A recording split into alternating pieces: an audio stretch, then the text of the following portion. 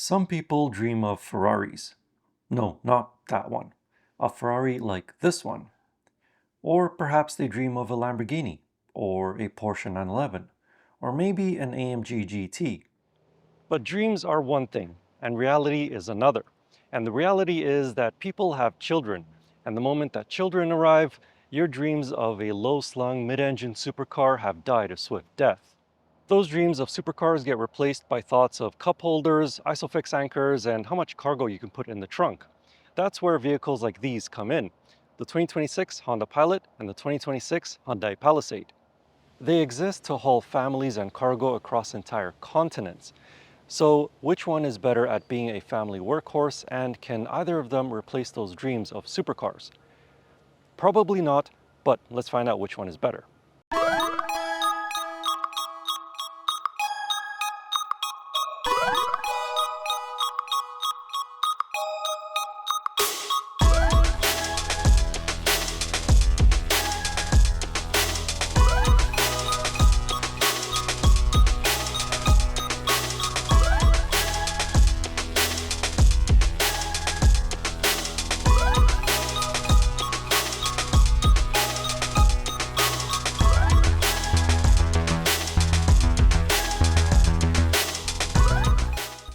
Let's start with how they look. The Honda Pilot has always been a box on wheels.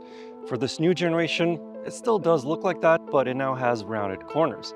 It still has a bit of a Tonka toy look to it, but it doesn't look quite as plain Jane as it once did. Meanwhile, Hyundai has thrown the kitchen sink at the new Palisade. It looks completely different than the previous generation. The front daytime running lights and rear taillights look like they belong in the Blade Runner universe.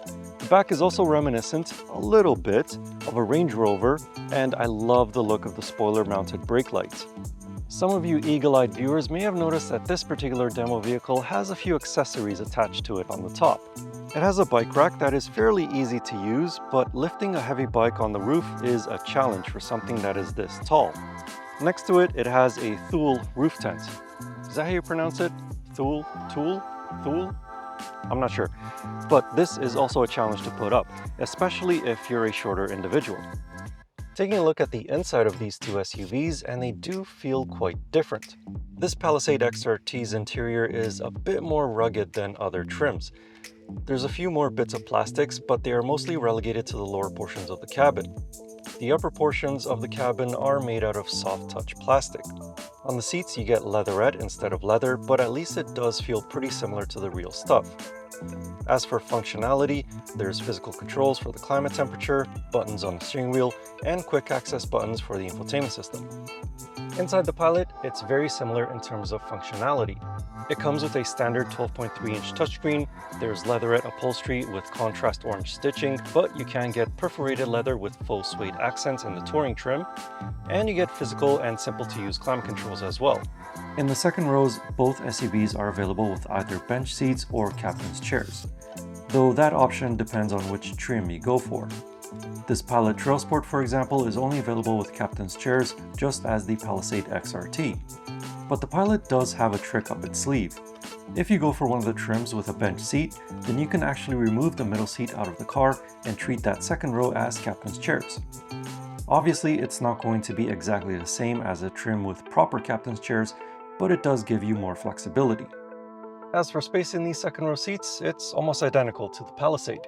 Behind my taller than average 6'4" driving position, legroom is just fine, headroom just fine as well, and of course these captain's chairs do slide forwards and backwards and also recline. As for the Hyundai, I fit just fine behind my tall driving position. On this trim, these captain's chairs are manually adjustable, but if you opt for the top spec calligraphy trim, then they do become power operated. However, a problem arises once it rains outside. Because they are power operated, it means that it takes a while for them to move out of the way so that you can get into the third row. And if it does rain, you're going to be stuck out there for a few seconds getting wet while the seats move out of the way. Once you're in the third row, headroom and legroom are tight. When it comes to legroom, it really depends on how generous the person in the second row is. If they move their seat all the way back, your knees are going to be pretty much right up to your chest. At least that's how it feels like to me. For someone that's over 6 feet, it's a very tight space back there. But for shorter individuals, it should be fine for shorter journeys. In the Pilot, it's not a business class lounge in the third row either, but adults will have a little bit more space back there. It's a similar story when it comes to hauling cargo. The Pilot can carry more of it. Behind the third row, with the third row seats folded, and with the second row folded, the Hyundai Palisade can't match the Honda Pilot for cargo capacity. Both of these SUVs have almost the exact same dimensions, but Honda has utilized interior space a bit better than Hyundai did. When it comes to available convenience features, these two SUVs have a lot of similarities, but the Palisade does get a few extra features. They both have heated and ventilated front seats, heated second row seats, surround view cameras, 3-zone automatic climate controls, power lift gates, optional Bose audio systems, and wireless phone charging pads, among other features. If you opt for the top-spec Palisade calligraphy trim, then it takes things a little bit further by adding ventilated second row seats, a digital rear view mirror, an ergo motion driver's seat, and one of the coolest is remote smart parking assist. Their similarities continue when you look at what's under the hood. Both come with 3.5-liter V6 engines. No turbos, no electric trickery, just pure, unadulterated mechanical simplicity. The power output is almost identical too. 285 horsepower and 262 pound-feet of torque in the Pilot, 287 horsepower and 260 pound-feet in the Palisade. It's almost like as though they copied each other's homeworks. While the V6 in this Palisade is slightly more powerful, it doesn't have quite the same peppy acceleration as the one in the Pilot. It's fine for everyday city driving, but when merging onto a highway or overtaking slower traffic, it just feels sluggish compared to the Pilot, never mind the older generation V6 in the Palisade. That one had more power than this one, and it didn't have to haul quite as much weight. This new Palisade is heavier than before. The ace up the Palisade sleeve is the optional hybrid powertrain. Not only is it more efficient than the V6, but also more powerful. In the Honda Pilot, as I said, the V6 feels a bit more sprightly. This Trail Sport trim may be the heaviest out of all the Pilot trim levels, but the engine doesn't make a fuss about it. It's a bit more effortless than in the Palisade, and it also makes some nice noises when you really put your foot down. Sadly, Honda has not given us a hybrid option in any of their larger SUVs. One area where these two SUVs do differ is with their fuel economies. Despite both of them having the same sized engine, similar power figures, and over 8 gears, 10 in this Pilot, 8 in the Palisade, it's this Honda Pilot that is a little bit more fuel efficient. That is, depending on which trim you look at. If we compare apples to apples, then the Pilot Trail Sport is more economical than the Palisade XRT Pro, both in city and on highway driving. When looking at the other trim levels, the Palisade is slightly more economical in a city environment, but the Pilot is more economical on highways thanks to the 2 extra gears. In the real world though, I found it much easier to get better fuel economy in the Pilot than I did in the Palisade. Additionally, if you need to tow something, both of them can handle up to 5,000 pounds. To drive on a daily basis, they're both pretty similar. Light steering for ease of maneuverability, soft-ish suspension to absorb bumps, and power goes to all 4 wheels. But it's with their all-wheel drive systems where these two again start to differ. The Pilot uses an iVTM4 system which has proper torque vectoring.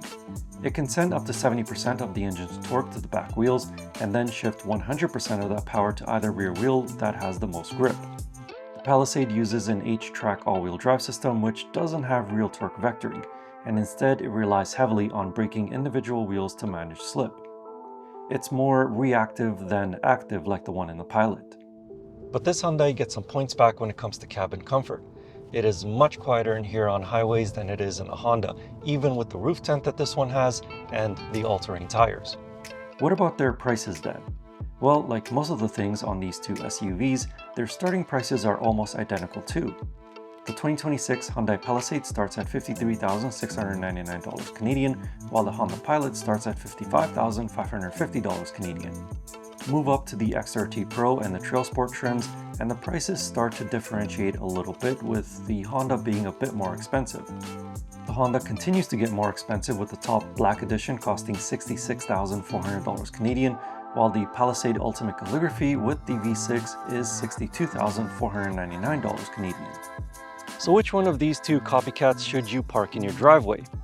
Well, if you want to ferry your kids around in the utmost comfort and enjoy a beautifully quiet cabin while paying less, then the Hyundai Palisade is the smart financial option. If you need space to haul cargo and people, better on-road and off-road capability, and a powertrain that still invokes a little bit of emotion, then the Honda Pilot needs to be in front of your driveway. Personally, I would go for the Hyundai Palisade. The Honda Pilot is a great 3-row SUV that is very spacious and it drives really well, especially off-road. However, I personally prefer the quieter cabin and the smoother ride that this Palisade offers. Plus, paying less money is always a positive, and it has that optional hybrid engine, which is a very good one. But that's just my choice. Which one would you pick? Let me know in the comments. And in the meantime, if you would like to learn more about either of these two SUVs, I have a more detailed written review of them over on my website. You can find that link in the video description or click on the pop-up banner right up there. And as always, I will see you in the next car, truck, or most likely another SUV. Anyway, thank you for watching. I hope you enjoyed the video, and see you in the next one.